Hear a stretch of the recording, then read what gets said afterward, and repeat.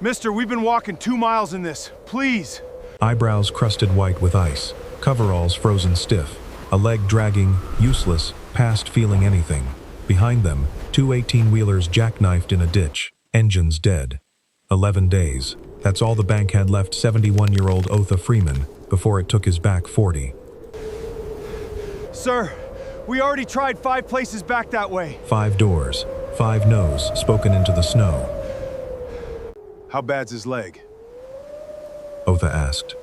Frostbite. Maybe worse. He stopped saying it hurts. A man who stops complaining isn't getting better. He's running out of time to feel it. Otha said. Get on in here before you lose that leg.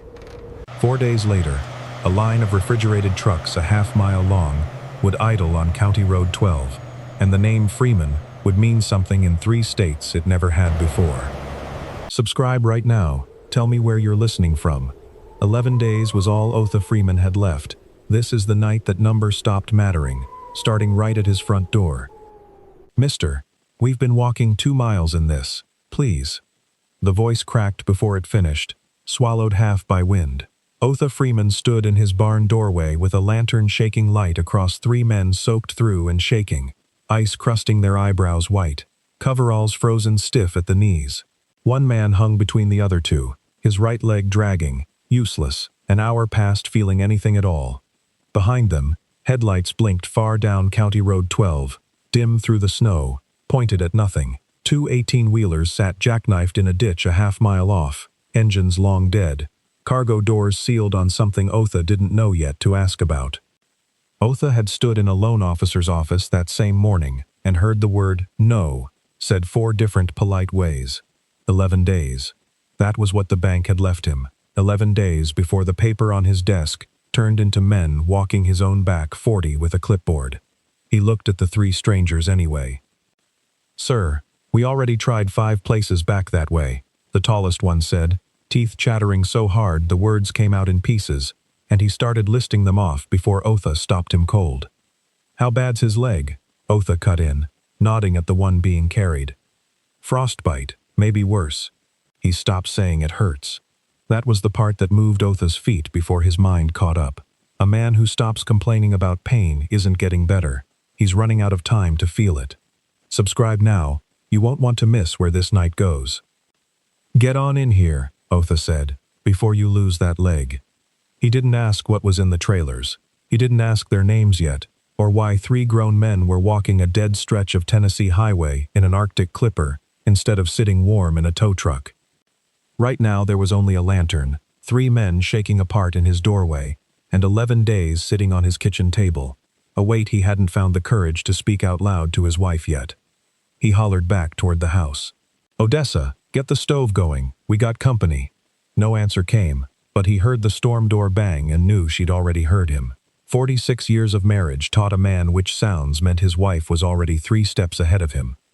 The tallest of the 3, a broad man with ice caked in his beard, tried to say something like thank you, and instead just nodded, too cold to finish the sentence. Otha waved him through the door without waiting for it. He only knew 3 cold men needed a fire, and his wife was already lighting one. 4 days later, a line of refrigerated trucks a half-mile long would idle bumper to bumper on County Road 12, engines steaming in the cold morning air, and the name Freeman would mean something in 3 states it had never meant anything in before. Otha Freeman didn't know that yet. He just knew it was 11 degrees, dropping fast, and there wasn't a version of himself that could have shut that door. 6 days before 3 strangers stood shaking in his doorway, Otha Freeman woke at 4:40 in the morning, same as every morning since Lyndon Johnson was president. He touched the beam near the milking parlor door, where his father had carved a small cross 60 years back, the wood worn smooth from 6 decades of the same 2 fingers, finding the same spot in the dark. Then he walked the frozen path toward the barn, while Odessa put the percolator on behind him. 46 years married to the same woman, and she still hummed the same 3 hymns while she cooked, and he still pretended he didn't know the words well enough to hum along. She handed him his coffee without looking up most mornings. Same mug, same spot on the counter, because after 46 years a man's habits stopped needing to be watched to be understood. He drank it standing at the window, watching the sky lighten over the Jerseys, same as he had every morning of his adult life. The land off County Road 12 had been cleared by his father, Ezra Freeman, with a mule and a borrowed plow in 1949. Otha had never once considered doing anything else with his life but keep it standing. Standing in the cold with his hand on his herd that morning, he ran the numbers again in his head, the way he did every morning now, and they still didn't add up. The tractor engine had blown in October. The repair ate the last of what they'd saved. The feed co-op had raised its prices twice since spring, and neither raise had come with any warning. 3 weeks back, a letter arrived with a little plastic window in the envelope, the kind that didn't need opening to be understood. Otha folded it once, then again, and slid it under the sugar tin on the kitchen counter without a word. Odessa watched him do it. She didn't ask what it said. Some things a marriage learns to carry in silence, right up until silence stops being enough to hold them. Their granddaughter Shanice was 19, home for winter break from a scholarship program 2 hours south, chasing a veterinary science degree she'd wanted since she stitched a barn cat's torn ear closed with dental floss at 8 years old. A week before Christmas, a letter had come for a large animal residency that would cost more in 1 year than the farm cleared in 3 good ones combined. She didn't know about the bank notice yet. Otha had made sure of that. That morning she sat at the same counter she'd sat at her whole life, talking through the residency program's application requirements while she ate, half a biscuit forgotten in her hand. Otha nodded along at the right places, asked the right questions, and kept his eyes steady on her face, instead of the sugar tin 3 feet to her left. "She's got enough weighing on her," he told Odessa that morning, voice low, eyes on his coffee instead of his wife. "Let the girl breathe till she has to stop." Odessa didn't argue. She just watched him fold that same letter, thinner and thinner, every time he touched it, until there was almost nothing left to fold. There was a story Otha's own father used to tell, one Otha had never repeated out loud to anyone, not even Odessa. A hauling company 2 counties over had turned Ezra Freeman away from a driving job in 1958, for no reason anybody could ever pin down that made sense. Ezra told it once a year, always the same way, always ending the same flat sentence. "Some doors don't open for men who look like us, no matter how clean the logbook is." Otha stood at the counter that morning and heard his father's voice say it again in his head, sharp and unfaded, after all these years. "Subscribe if you're staying for what's coming." He set his coffee down and went back out to the barn, because the grain wasn't going to check itself, and the letter under the sugar tin wasn't going to explain itself either. Not to Shanice. Not yet. Not while she still sat at that counter believing tuition was the only number in the house that mattered. The weather radio called it an Arctic clipper before noon on Tuesday, 11 inches by morning, temperatures diving to 4 degrees before dawn. Tennessee wasn't built for storms like that, and the roads proved it fast. By early afternoon, Interstate 40 outside Ripley had turned into a parking lot of stalled rigs, black ice hiding under fresh powder on every overpass, waiting for the first driver who trusted his tires too much. 2 of those rigs belonged to a small cold chain hauling outfit running a charity delivery, frozen turkeys and canned goods bound for flood recovery pantries 3 counties over. The lead driver, a broad-shouldered man everyone called Ledger, had 15 years behind the wheel and had never once put a truck in a ditch. That afternoon changed the streak. His trailer jackknifed coming off an exit ramp, clipped a guardrail, and dragged the second truck down with it before either driver had time to correct. Nobody was hurt bad. Both rigs sat dead in 6 inches of snow, with 200 miles still ahead of them and a 5-hour clock already running on the cargo before it started to spoil. Ledger climbed down into the snow first, checked on Birdie in the second truck, then on the quiet older man riding with her, a driver named Preach who hadn't said more than 10 words the whole trip. The third driver, the youngest of them, a kid named Trace, was already stamping his boots against the cold before Ledger even reached the door. They left the engines running as long as the diesel would hold, but diesel doesn't hold forever, and neither does daylight in December. Across a field, past a fence line buried under drift, lights showed faint through the snow. A house. Maybe 2. "We walk," Ledger said.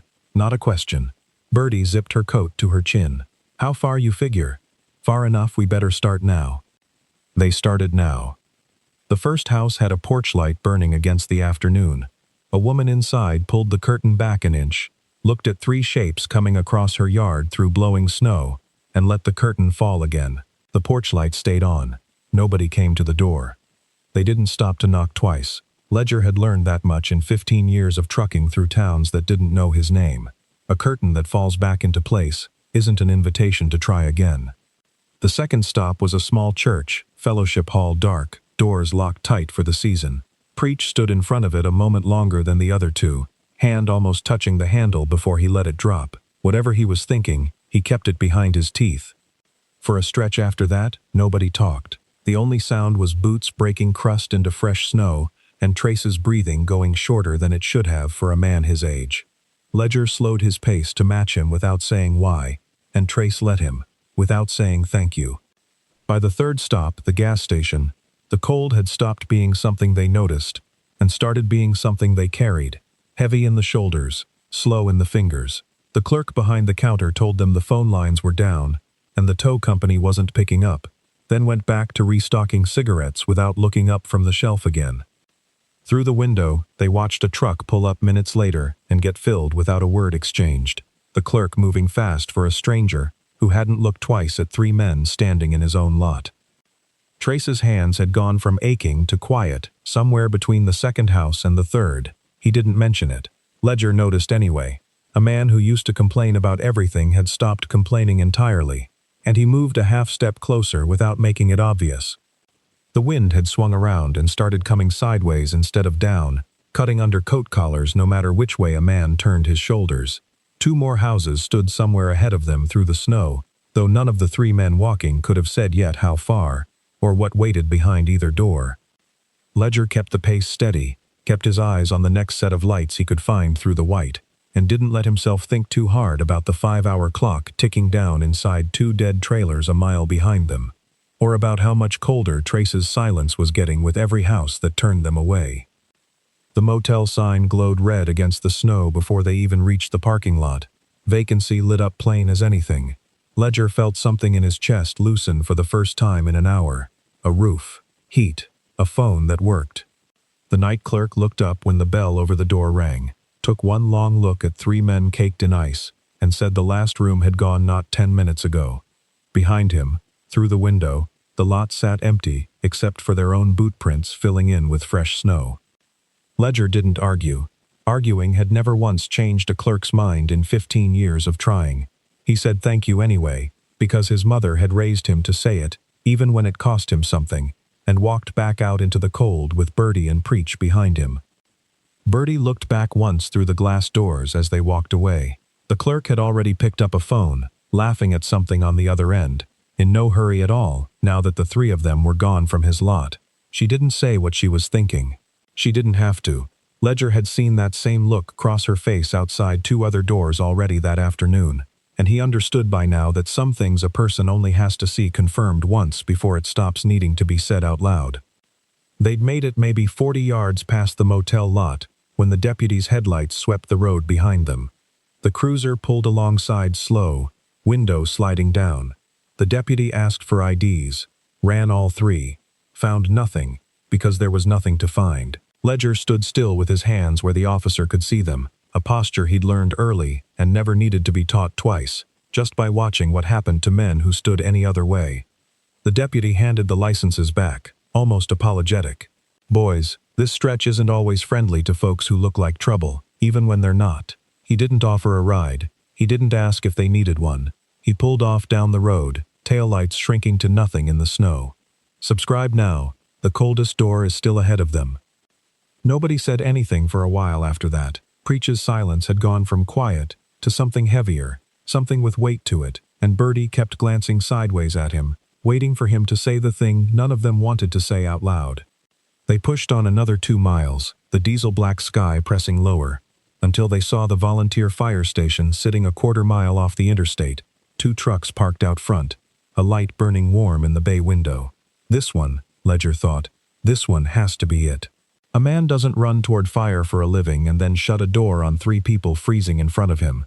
He knocked twice. A man in a fire department jacket cracked the door 6 inches, looked past Ledger at Bertie and Preach standing behind him in the snow, and said the station wasn't a shelter, try the county line. He shut the door before Ledger got 2 more words out. before he could even mention the trucks, or the cargo, or the 5-hour clock that had already run out an hour back somewhere behind them on the interstate. Through the frosted window, Ledger could see the bay heated bright, 2 trucks parked clean and dry, a coffee pot half full on a counter near the door. None of it had been offered. None of it would be. He stood there 1 extra second longer than he needed to, just looking at the warmth on the other side of the glass, before he turned back toward the road. Preach didn't say anything. He just turned around and started walking again, and the other 2 followed him, because there wasn't anything left worth saying about it. Trace had stopped feeling his fingers an hour before that. He hadn't told anyone. He didn't tell anyone now either, just flexed his hand inside his glove, and found nothing there worth reporting, and kept walking, because stopping felt worse than the cold did. They came around a long bend in the road, with the wind cutting sideways, and saw it at the same time, all 3 of them, a single yellow light, glowing steady through the snow, at the end of a gravel drive. A sign, half buried in drift, read something none of them could make out yet from that distance. Behind the light, a shape that might have been a barn, might have been a house, might have been nothing at all, if the storm had another cruel trick left in it. Ledger stopped walking for a second, just long enough to look back at Birdie and Preach, both of them soaked through, both of them past the point where either one would ask to turn back even if their legs gave out first. "Last try," he said, voice cracked from the cold. "If this one says no, I don't know what we do." Nobody answered him. Nobody needed to. They started walking toward the light. Otha almost didn't answer the knock at all. The whole day had gone to fighting a water line that kept freezing solid no matter how many times he rapped it, and every muscle in his back told him to let this be somebody else's trouble tonight. He looked out through the frost crawling up his window and saw 3 strangers standing in his yard light, breath coming out in ragged white clouds, one of them barely holding himself upright between the other 2. For 1 long second, something old rose up in him. The kind of instinct his father had taught him without ever once meaning to, the kind that said a black man alone on his own land after dark thinks twice before opening a door to trouble he can't yet name. He'd carried that caution his whole life without asking for it, without being able to set it down just because he wanted to.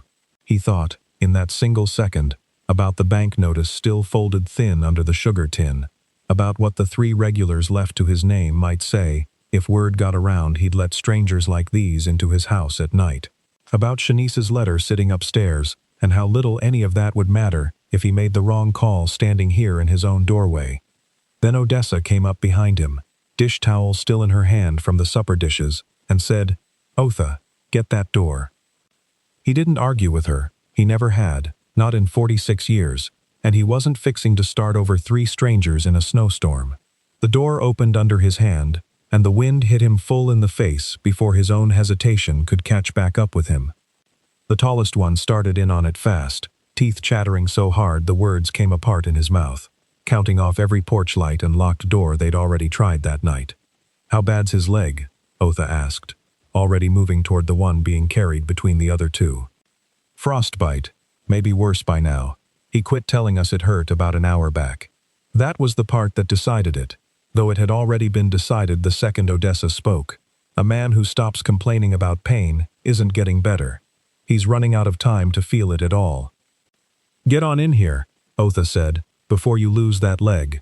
The tallest one, ice caked thick in his beard, tried to say something like "thank you," and only managed a nod instead, too far gone with cold to finish a sentence.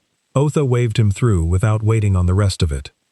Inside, the wood stove was already going, Odessa having lit it the moment she heard her husband holler back toward the house. She had blankets down off the shelf before the last man cleared the doorway, and coffee already dark in the percolator from earlier that evening, still warm enough to matter. The tallest one, the one the others called Ledger, tried 3 separate times to explain what had happened. The trucks, the cargo, the 200 miles still ahead of them. Each time he got 2 sentences deep, Odessa cut him off flat. "Warm first," she said. "Talk after." Ledger stopped trying the 3rd time. Some women didn't leave room for arguing, and he'd learned enough that night to recognize one when he met her. He sat where she pointed him, at the table nearest the stove, and let the coffee cup warm his hands before he tried lifting it to his mouth. The quiet one, the one they called Preach, sat down by the stove without being told to, and didn't say a word, just stared into the fire, empty, spent, a man who'd used up everything he had left just to get here. The youngest one, the one with the leg dragging, hadn't said a full sentence since the doorway. Otha crouched down in front of him and got a look at his hand where it hung loose out of his glove, skin gone the wrong color at the fingertips. "Odessa," his voice came out steadier than he felt. "Get down here." Before she could cross the room, a set of footsteps came fast down the stairs behind them, and a young voice started asking what was going on before the question caught in her throat. Shanice stopped 2 steps from the bottom, one hand still on the rail, eyes going straight to the boy's hand and staying there. Shanice crossed the room before her grandfather finished calling her name. She dropped to her knees in front of Trace's chair and took his hand in both of hers without asking permission first, turning it toward the stove light to see the color better. "Don't look at your fingers," she said, low and even. "Look at me." Trace's eyes lifted to hers, glassy, unfocused at the edges. She kept rubbing warmth back into his hand with slow, steady pressure. Never hard friction, because hard friction tore skin that was already too far gone to forgive rough handling. "You feel that?" she asked. "Some," he managed, "not much. Some is good. Some means it's still yours to save." She kept working his fingers a while longer, checking the color against the lamplight every minute or so, watching for the exact shade that meant circulation was winning instead of losing.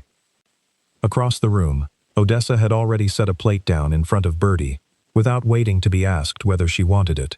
Bertie stared at the food a long moment before she picked up the fork, then ate like she hadn't in 2 days, shoulders curled forward over the plate. When she finally looked up, her eyes had gone wet at the corners. "Ma'am, a deputy ran our IDs, like we were the trouble out there tonight." Odessa didn't stop stirring the pot on the stove. "Some folks see a badge and think that settles who's dangerous," she said. "I've lived 70 years, and it's never once been that simple."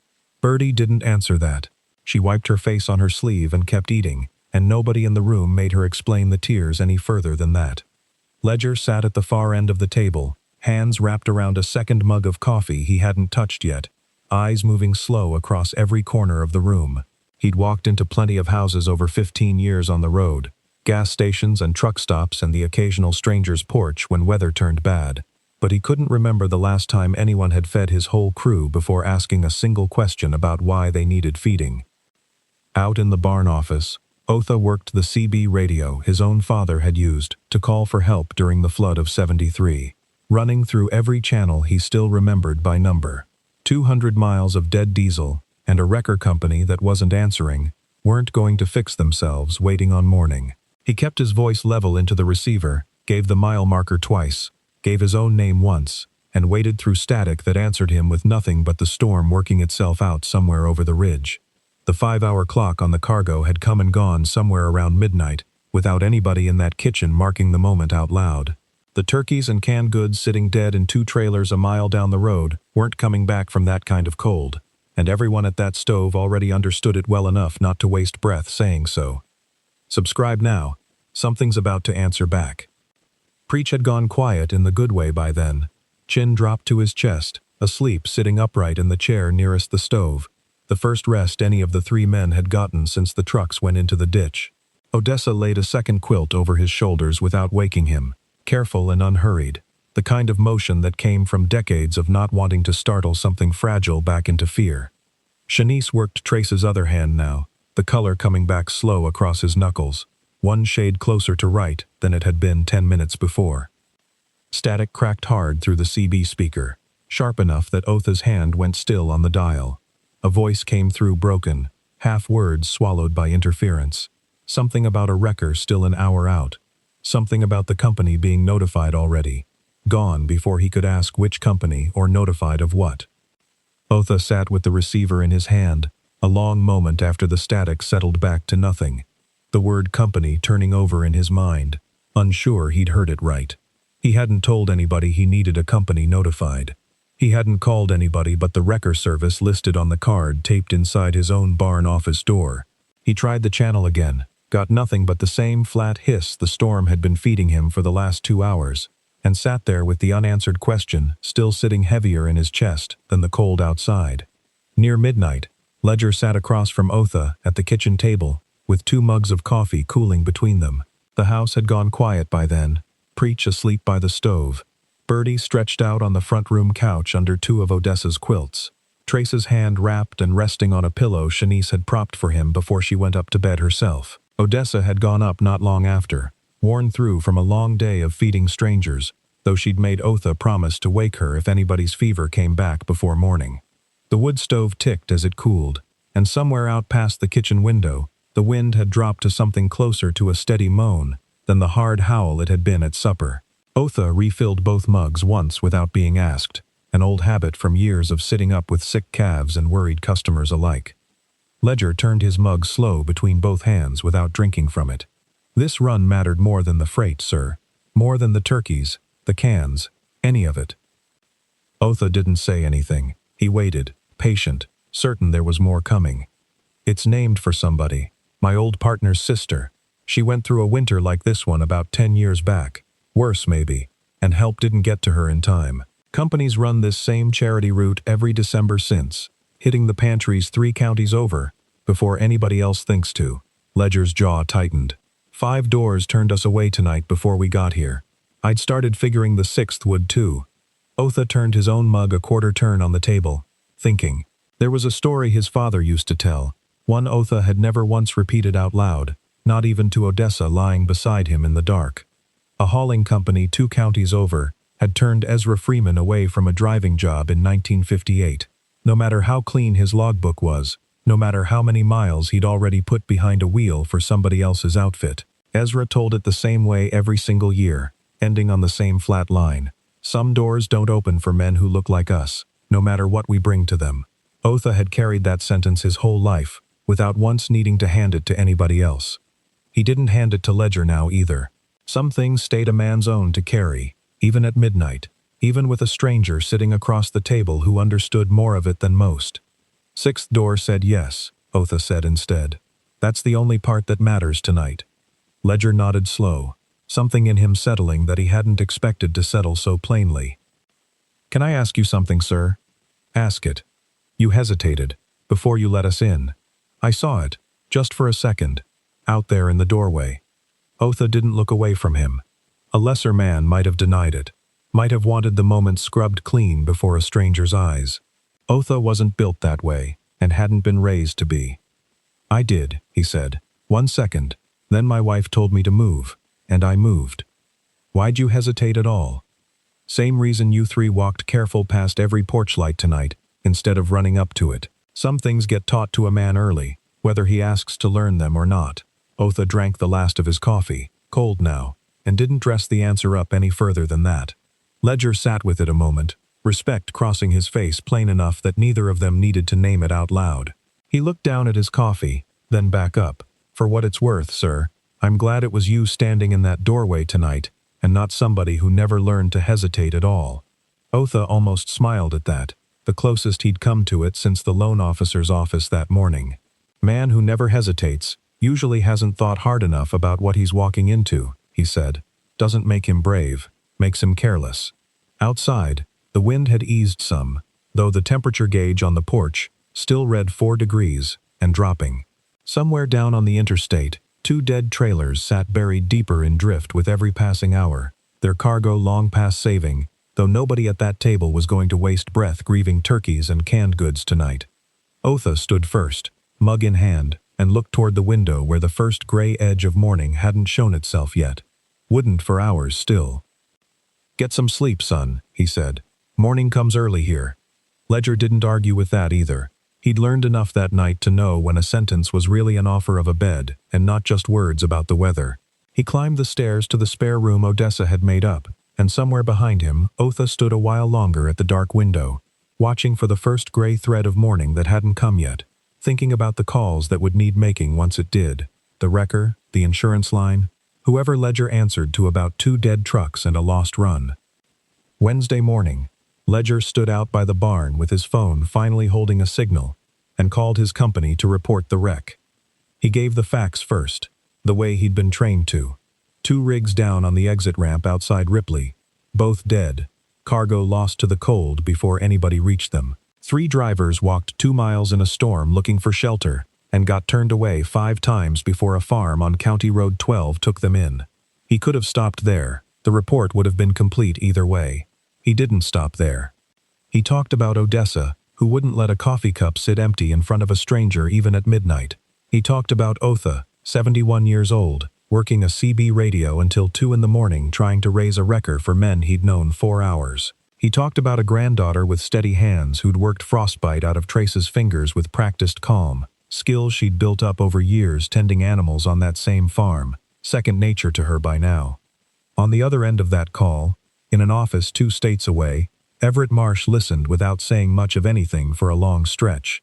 He was 81 years old, ran the company his own father had built from 3 trucks into 60, and rarely left that office anymore except to go home and back.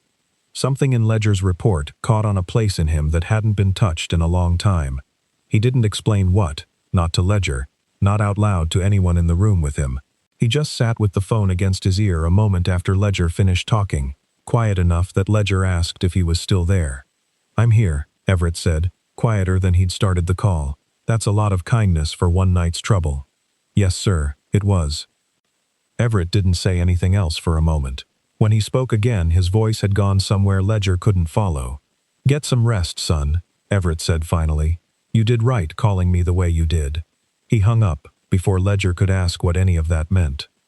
"Subscribe. You'll want to see what he does next." Everett sat alone in that office a long while after the call ended, looking at a framed photograph on his desk of his father standing in front of the very first truck the company ever owned, taken sometime in the late 1950s, outside a garage that didn't exist anymore. He'd looked at that photograph 10,000 times over the years, without it ever once stopping him mid-thought before. Whatever he saw in it now, whatever old business it stirred up in him, he kept to himself. Then he made 2 phone calls of his own. The first went to his logistics director. The second went to a man named Hollis Bragg, who'd worked for the Marsh family longer than anyone still living at the company, and who understood exactly what kind of favor Everett Marsh was calling in, without needing more than a sentence and a half to explain it. By Thursday evening, 60 phones were ringing across 4 states. Drivers getting calls at supper tables, contractors getting calls in truck cabs already headed home for the night. A man who ran a well drilling outfit out of Kentucky got a call he almost didn't answer, thinking it was a wrong number, until he heard Everett Marsh's voice on the other end, asking him a favor he hadn't been asked in 15 years of doing business together. A lumberyard manager 2 counties over from Ripley got a call before he'd even finished his dinner, and by the time he hung up he was already pulling a tarp off a flatbed he hadn't planned on using again until spring. Nobody on the receiving end of those 60 calls knew the full reason yet. Most of them didn't ask. When Everett Marsh called in a favor personally, the reason came later, if it came at all, and the answer was almost always yes before he finished the question. Somewhere south of Ripley, a convoy nobody at the Freeman farm knew anything about, yet had already started taking shape in driveways and gas station lots across 4 states, engines warming in the cold Thursday night, pointed at a county road none of those drivers had ever heard of before that evening. Friday morning, 5:40, the sun hadn't cleared the tree line yet when Otha stepped outside to break ice off the water trough and heard something building on County Road 12 that wasn't wind. He stopped, one hand still on the trough handle, and listened. Not 1 engine, not 2. Something bigger than that, low and steady, growing instead of passing. Headlights came first, strung out down the road further than he could count, then more behind them, then more behind that, until the sound stopped being separate engines at all, and became one long wall of diesel rolling toward his farm in a column that didn't seem to end. He set down the bucket he'd been carrying and walked toward the drive, breath fogging out ahead of him in the cold. Refrigerated trucks came first, a dozen of them, then more. Flatbeds loaded with lumber and coiled fencing wire behind those. A crew cab hauling a brand new well pump strapped down under a tarp. Pickups, box trucks, vehicles Otha didn't have names for, all of them turning off the county road one after another and idling to a stop across his frozen front lot, engines ticking as they cooled in the dawn air. By the time the last of them had pulled in, the line stretched back down County Road 12, further than Otha could see from where he stood. Tail lights and headlights mixed together in the gray morning light. A road that had led straight to his front gate every day for decades, and had never once carried anything close to this. Odessa came out onto the porch behind him, dish towel still in her hand out of old habit, and stood beside her husband without either of them saying a word for a long moment. Behind them, the front door opened again, and Shanice stepped out in her coat, still pulling her hair back, staring at the same impossible line of trucks with her mouth slightly open. "Grandpa," she said quietly, "what is all this?" Otha didn't answer her yet. He didn't have the words assembled to answer her yet. At the front of it all, an old man in a wheelchair sat bundled in the passenger seat of the lead truck.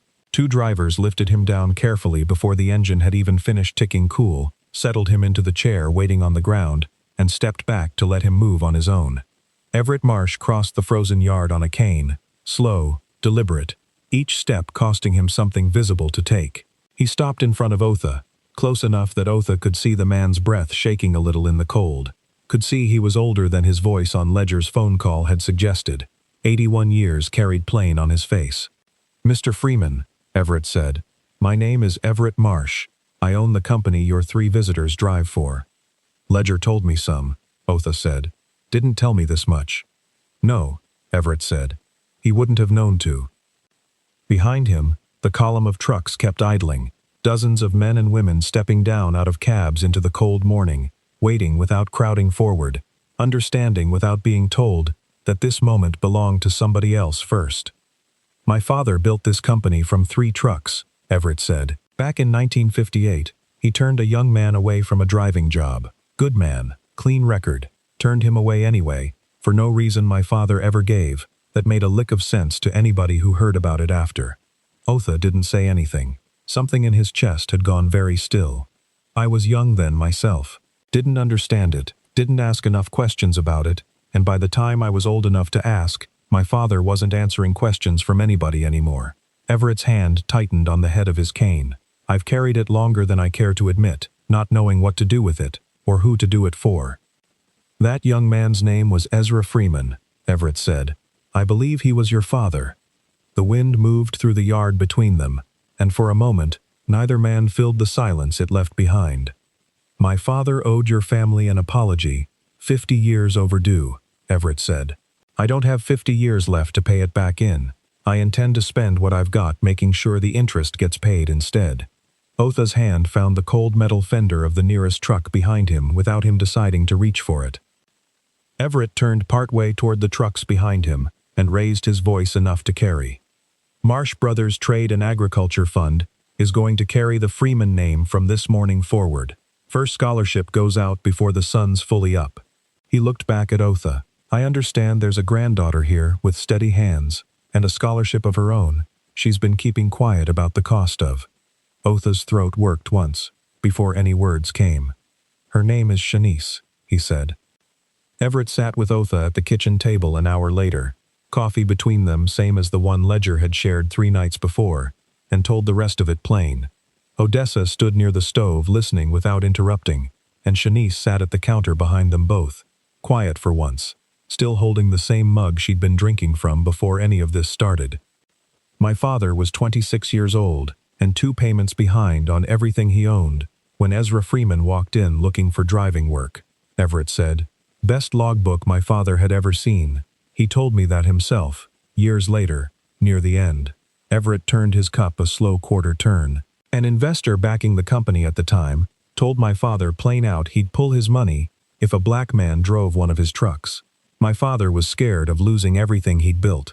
He said no to Ezra Freeman to keep a man happy who never once drove a mile for this company himself." Otha listened without moving. "He carried that shame the rest of his life. Told me about it, maybe 6 months before he passed. Crying, like I hadn't seen him cry since my mother's funeral. Asked me to fix it if I ever found a way." Everett's hands went still around his cup. "I didn't know how for 30 years, didn't have a name, didn't have an address, didn't have anything but an old man's guilt and no direction to point it. Then Ledger called me from a barn office in Ripley, Tennessee, and said the word Freeman, and 30 years stopped being a mystery all at once." "Your father did wrong by mine," Otha said finally. "Doesn't make you responsible for it." "No," Everett said, "but I'm the one left holding what he left behind. a man can choose what he does with an inheritance like that. Subscribe now for stories that end exactly like this one should. The work didn't stop that Friday morning. It ran for weeks after. A new tractor arrived the following Tuesday, delivered by two men who wouldn't take $1 for the gas getting it there. The well line got dug fresh and lined before the next hard freeze could take it again. The barn got restocked floor to rafters with enough feed to carry the herd clean through to spring. No tin on any counter this time reading pay what you can. A crew from the lumber yard 2 counties over spent a weekend patching the roof that had leaked for 3 winters running, working for free on a Saturday because Everett Marsh had called and asked. And asking was apparently all it took now.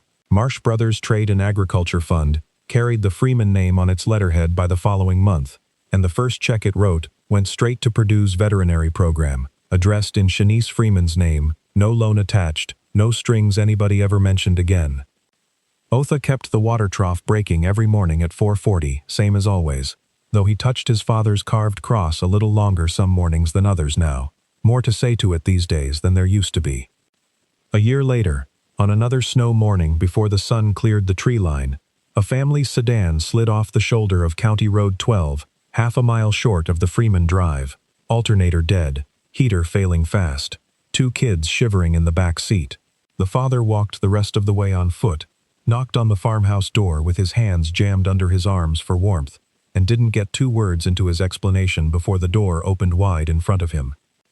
Shanice stood there first, home for the week from her residency rotation, coffee already poured and waiting in her hand before the knock had even finished landing.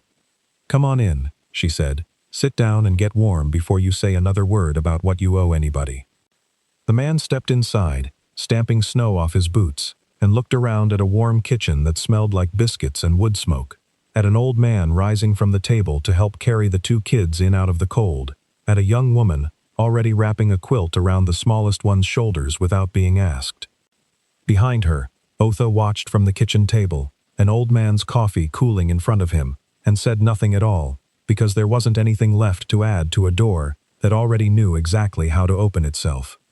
5 doors said no to 3 cold strangers on a highway outside Ripley, Tennessee, before a 6th one opened. Would you have been the 6th? Tell us in the comments, and if this story moved you, subscribe for more like it.